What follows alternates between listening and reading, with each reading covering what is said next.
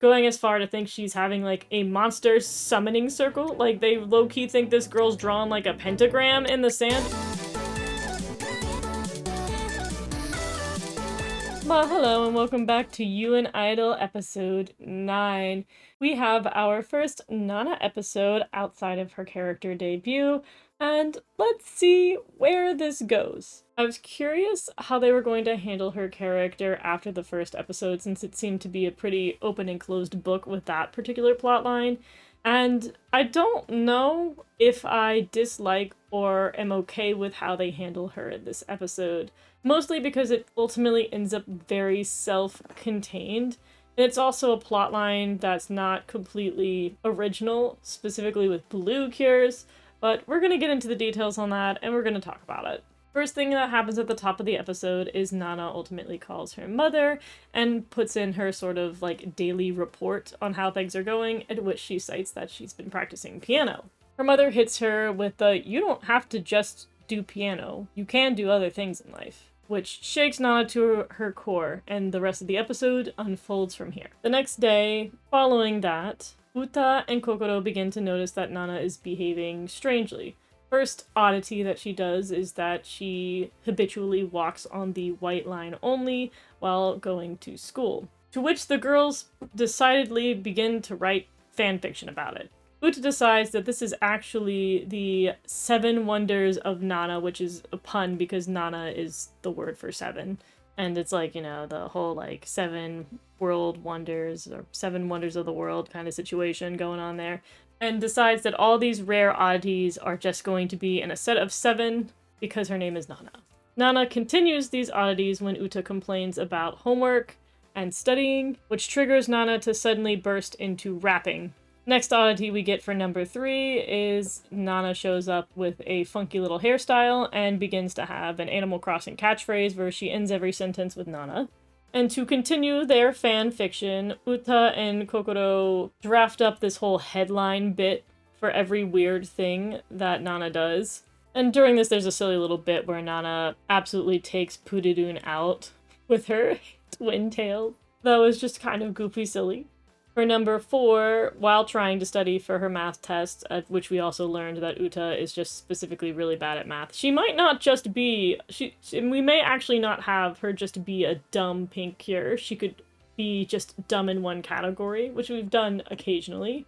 So there's still hope that she's not completely a dumb pink cure, but I'm not going to hold my breath on that. But for some reason, Nana ultimately opts to become an English teacher while trying to help Uta with her math. And finally, Kokoro suggests an interesting theory. Like, up till now, the two of them have just been, like, wildly trying to guess what in the world's going on. But Kokoro, surprisingly enough, remains to be the most grounded person in the situation and wonders if this is a part of Oshikatsu. Where Nana is simply doing this because she's emulating her favorite Oshi, which I honestly is pretty clever. I actually don't completely disagree with this. I find that even myself, when I watch certain things in large repetition, I begin to talk or like start using dumb catchphrases that whatever streamer or influencer I'm watching has.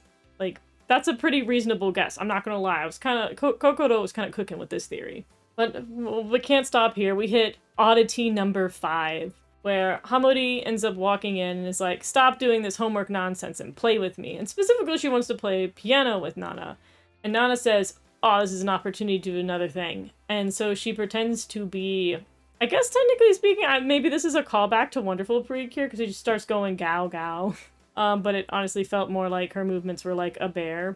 I think Kokoro ends up calling her like Kaiju Nana.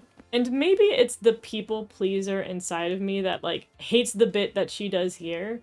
Because, like, Hamori is genuinely getting freaked out and is like, "I just want you to play piano, but you just keep growling at me and it's weird and I don't like it." To which we do have Uta step up. This is, like, one of the nice moments for Uta. I really actually enjoyed her stepping in and being like, "No, Hamori, she's playing with you. You should go along with it." Like, the improvisation is really nice here. And also, I think this is one of those small moments where we're reminded that Uta's a good leader. This is like just more signs of Uta, like really small but very important signs that Uta is a decent leader for the most part. And I really appreciate that. Hamori ends up going along with it, and we conclude number 5. Nana ends up leaving for the day, but Kokoro and Uta hatch a little plan to go chase her down. Also in this scene, I want to note that Nana did end up calling Kokoro Kokoro-chan, but Kokoro does cut her off a little bit before she finishes saying it. I like that they're still keeping that detail in there.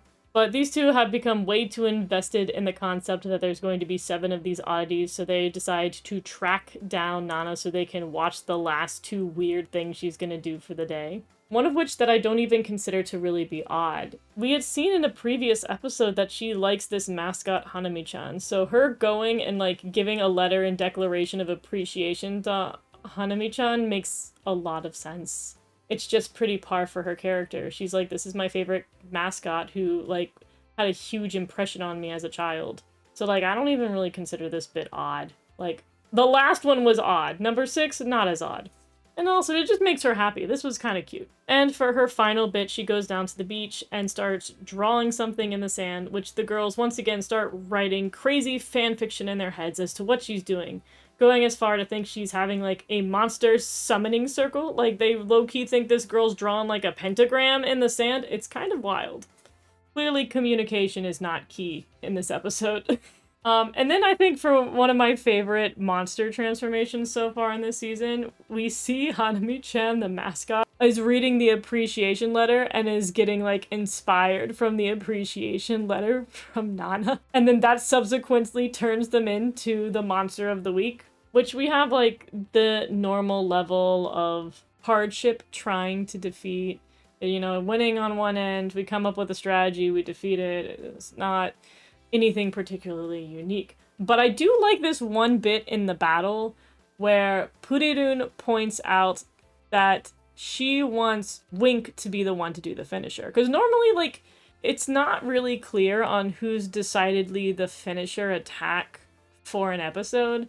It's been very diverse on how they decide that across the seasons. Sometimes it's like if we have a mid-season, the mid-season's just going to do the finisher for like 10 episodes in a row. So usually it's whoever's character episode, like, it's kind of all over the place. But here, we literally just have Purirun say, I want it to be Wink this week. And that's how we decide who does the finisher. I kind of feel like that's really practical. I actually really, really like that. And Wink is like, yeah, let's do it. And with the battle concluded, we have the 3 of them finally have a conversation. A much overdue conversation. Where Uta and Kokoro are like, girl, what have you been doing this week? You've been all over the place and we don't know what's going on. To which Nana explains that after having her mother tell her that she can do more in life than play piano, she comes to the revelation that she has never experimented on anything else outside of piano her entire life. And so, letting all these opportunities slip, she decides to be a bit more spontaneous for the past 2 days. She explains that the line bit was her copying Hamori. Her rapping bit was trying to copy the fact that Uta always sings spontaneously. Her hair and catchphrase are her copying Kokoro and Purirun.